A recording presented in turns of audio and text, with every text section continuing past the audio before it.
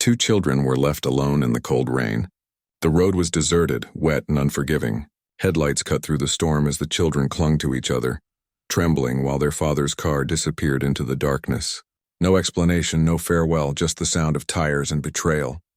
They believed no one would notice, but someone was already watching from the nearby woods. Before we continue, please hit that subscribe button. Your support helps us share more impactful stories with you. Now let's continue. Rain lashed across the highway in sheets, tapping the windshield and blurring the world outside. David gripped the wheel tightly, jaw set. In the back, Noah slept with his face against the door. Grace murmured in her sleep, fingers tangled around a worn backpack strap. The heater blew warm air that smelled faintly of wet clothes and old coffee. Claire watched him. "You can't keep dragging the past with you," she said. "They aren't your life, they're a memory of her. Every mile you spend with them keeps you stuck." David remained silent. The wipers clicked steadily. Pine trees lined the road. He pulled over to the shoulder, where rain hissed as it hit the ditch. The car idled. David glanced back. "Time for a quick stretch," he said. "Grab your jackets." Noah stirred, blinking awake, and nudged Grace. Together they stepped onto the shoulder, their shoes sinking into the wet ground. Cold struck sharply. "1 minute," David said. Claire stared straight ahead. The locks clicked. Doors shut tight. Taillights lifted, moved, then disappeared. "Dad," Noah called out. Grace clutched his sleeve, her breath thin and white. Darkness felt enormous. Trucks roared past, spraying water across the road. Noah pulled his jacket around Grace. "Walk the shoulder," he instructed. "Find a house, stay warm." Just simple steps like Mom used to write. They moved forward. Grace stumbled, catching his sleeve. "You okay?" he asked. "Yeah," she lied.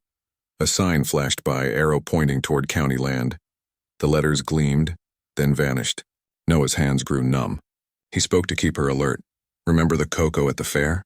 he said. The marshmallow had sunk too fast. Grace managed a small smile. The sky pressed down like a lid. At a gap in the guardrail, the shoulder became dirt. A narrow trail curved into the trees where headlights never reached. Noah paused. The track smelled of wet leaves and iron. A faint glow flickered ahead. "Could be a porch. Could be nothing. We try," he said. Grace nodded. They left the road. Only the drip of branches and the soft slap of their shoes accompanied them. The path rose. Mud tugged at their feet. Noah felt his knees wobble. "Keep going," he whispered. Grace shivered and leaned closer. Ahead, a shape appeared, smoke trailing from a crooked pipe. A cabin. A chance. They climbed the final steps. Noah tapped lightly at first, then knocked harder. Silence. His breath came in short gasps. Grace's teeth chattered. The door opened just a hand's width. An elderly man peered out. His face was lined, eyes steady, flannel cuffs worn and torn. A faint drift of wood smoke lingered. His gaze moved from Noah's trembling hands to Grace's soaked hair. "Please," Noah said. "We were left." The man opened the door wider, letting heat spill out. "Come in," he said, stepping aside. He smelled rain on them and a thin metallic trace of fear. Warmth radiated from a small iron stove. The cabin smelled of pine and old paper. The man placed a quilt on a chair and gestured. "Sit." Noah helped Grace remove her wet jacket, her fingers fumbling the zipper. Soon he returned with towels and a steaming tin mug. "Sip slowly," he said. "It's hot and sweet." Grace held it with both hands, color returning to her cheeks. "I'm Henry," he said. "What are your names?" Noah gave their names and added that the road was dark and their shoes ruined. He did not mention Dad left. Henry set a pan on the stove and added onions. The oil hissed, filling the room with aroma. Grace stared into the flames as sleep tugged at her.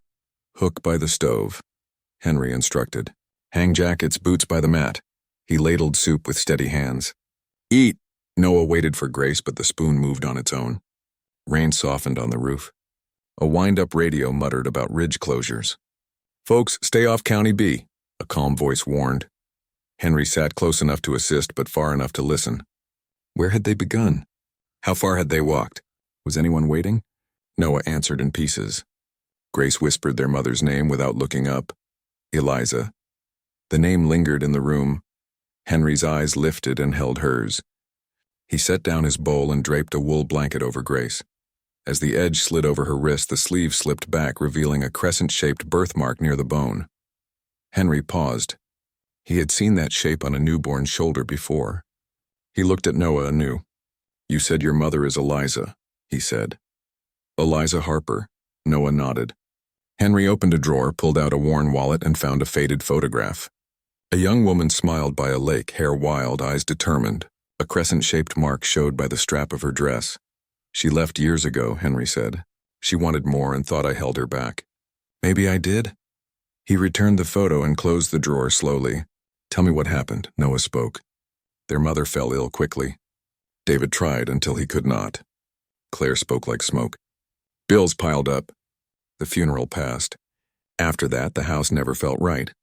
Tonight, the car stopped and left them behind." Henry listened silently, hands still. The stove ticked as the fire settled. A branch tapped the window like a knuckle. "You'll sleep here," he said. "In the morning we think with rested minds." He spread sheets on a narrow bed and moved a trunk to make a second. Quilts smelling of cedar were added. He dimmed the lamp. "If you wake cold, call." Grace slept immediately. Noah lay down, shoes near his hand. His eyes followed the low ceiling and drifted to the stove door where embers glowed. He listened for a car that never came. Henry sat alone at the table.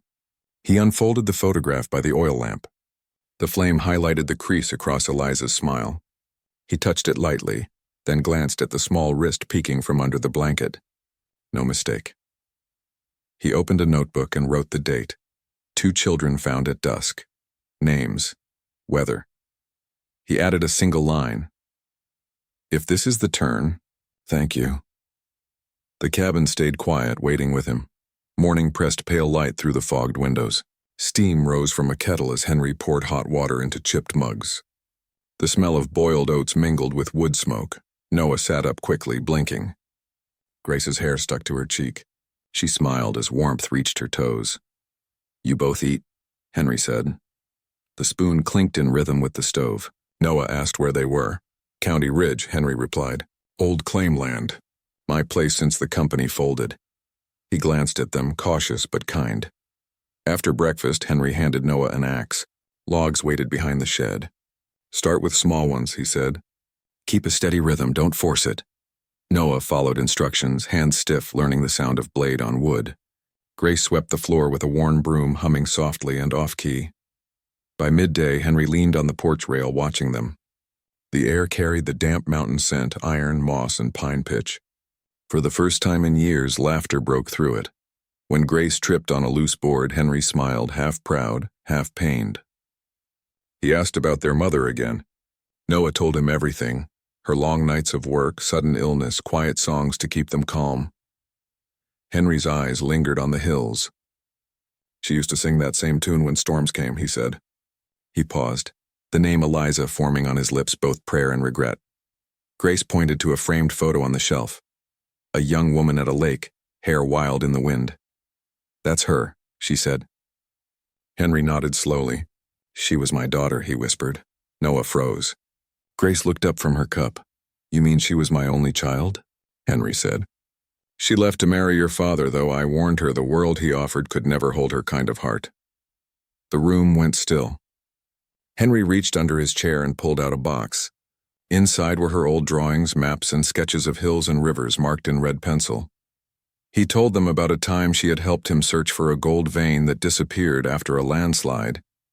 He had spent half his life chasing that dream. She had gone on to pursue her own. As the day dimmed, they helped clear the shed. Noah pulled loose an old plank and something metallic clanked beneath it. Henry knelt, brushing away the dust. A rusted metal box emerged, heavy and forgotten. His hands shook as he lifted the latch. Inside were a folded map, edges eaten by time, and a few pieces of raw gold glowing dull orange in the lantern light. "That's it," Henry whispered. "The claim we lost. The storm buried it, didn't take it." He looked at Noah. "Seems the ground kept it safe until the right hands came." Grace leaned closer, eyes wide. "Are we rich?" Henry chuckled once. "Not yet," he said. "But this can build something honest." Over the next days, they marked spots on the old map. Planning their next steps, Henry taught Noah to read terrain and showed Grace how to keep ledgers neat. Work filled the air. warmth replacing the silence that had once lived there. One evening, Noah found Henry staring out the window, eyes glistening. "You saved us," Noah said. Henry shook his head. "No. You saved what was left of me." The wind outside carried the scent of rain again, but it no longer felt cruel. It sounded like home rebuilding itself, one quiet heartbeat at a time. 10 years later, the world had shaped itself around them. The old cabin stood taller, its roof repaired, porch painted, and the faded sign above the door read, "Miles Mining & Co." What had begun as survival had grown into a legacy. Noah, now 20, stood beside the main drilling site, wearing a dusted canvas jacket. He examined ore samples with the calm of someone who had seen both hunger and hope. Grace managed the business, sighed, keeping the numbers precise, her handwriting clean and sharp. Together they ran the company under Henry's name, the man who had given them shelter when the world abandoned them. Investors came from the city. Reporters wrote about the young founders who rose from nothing. Every article mentioned the mysterious grandfather who had taught them grit. Henry's health had declined, but his pride remained. He sat on the porch most mornings wrapped in a blanket, watching workers head toward the ridge with gear he had once carried alone. Then the past returned. A thin man in a worn coat stepped from a taxi at the front gate. His face was older, hollowed by guilt and drink. David, their father. Security hesitated as he waved, insisting he knew the owners. Cameras flashed as he entered the glass lobby. Noah turned at the sound of his voice. "Son," David said softly, forcing a smile, "I came to see you. Both of you." Grace froze near the desk. For a moment, the old rain felt close again. "I was wrong," David said, his voice trembling. "I lost everything." Claire had left. "I thought wealth would bring peace, but it's nothing without blood," he added. His words scraped against the silence. Noah stared, his face unreadable. "Blood?" he repeated. "You left us in it." On that road, Grace's hands tightened around the folder she held. Employees whispered by the elevators, sensing the tension. One reporter muttered, "That's their father, the one who vanished." The room hummed with quiet disbelief. David stepped forward, desperate. "Please, I can't undo it, but maybe we can start again. I'm still your father." Noah looked at Grace, then back at him.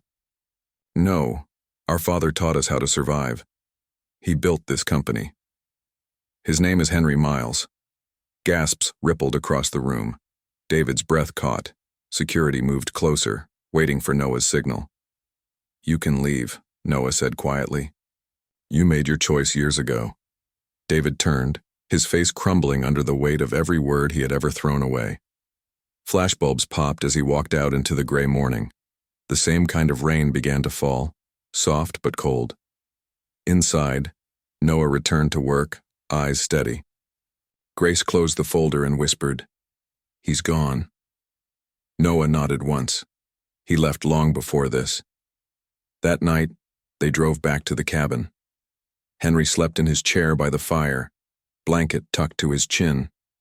Noah placed his hand over the old man's and whispered, "We kept your name strong." Grace added wood to the stove, light catching in her eyes. "He gave us everything we needed," she said. Rain tapped gently on the windows. Outside, the forest glowed faintly from the cabin's firelight, a sign that the storm which once broke them had only cleared the air. Two children, once abandoned in the cold, had grown to honor the man who saved them. Family wasn't who left, it was who stayed. Henry passed quietly that winter. Snow came early, blanketing the ridge until even the mining roads disappeared. When the workers found the cabin locked from inside, Noah was the first to enter. He saw the old man sitting by the stove, hands folded, a calm stillness across his face. Grace stood beside her brother, breath trembling. "He looks peaceful," she said. Noah nodded, unable to speak. A note lay on the table beside the lamp, written in the careful script Henry used for every ledger. It read, "I found my gold the day you knocked on my door. They buried him on the hill above the cabin, where the pines opened to the valley. No suits, no speeches, just the two of them and a few workers who had become family. The wind that day was sharp but carried warmth as it moved through the trees. Grace placed the old photo of their mother at the base of the headstone. Noah pressed. The rusted box beside it, the one that had started everything. When spring arrived, the company expanded. They built new offices in the nearby town but kept the cabin just as it was. Every year, on the same day, Noah and Grace returned to light the stove, polish the frame above the mantel, and watch the rain slide down the windows, just like that first night. The years made them strong but not cold. Grace started a foundation for abandoned children. Noah opened a training program for families with minors, providing the kind of stability they once wished for. Every venture carried Henry's name, subtle but visible, etched on plaques carved into beams stamped on documents. One evening during an anniversary event, a reporter asked what their success truly meant to them. Grace answered first. "It's not about wealth. It's about remembering who opened the door when the world shut us out." Noah added, "Our story began in the rain. The man who saved us turned that storm into home." As they left the stage, rain began again outside the glass hall. City lights blurred in the reflection, soft and familiar. Grace smiled. He'd have said, "This is good luck." She murmured. Noah looked at the sky. "Then he's still here." The camera pulls back to the old cabin.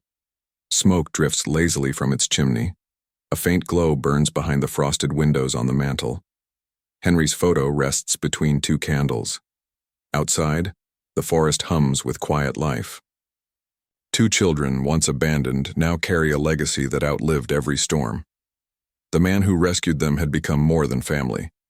He was proof that kindness, even once, can rewrite generations.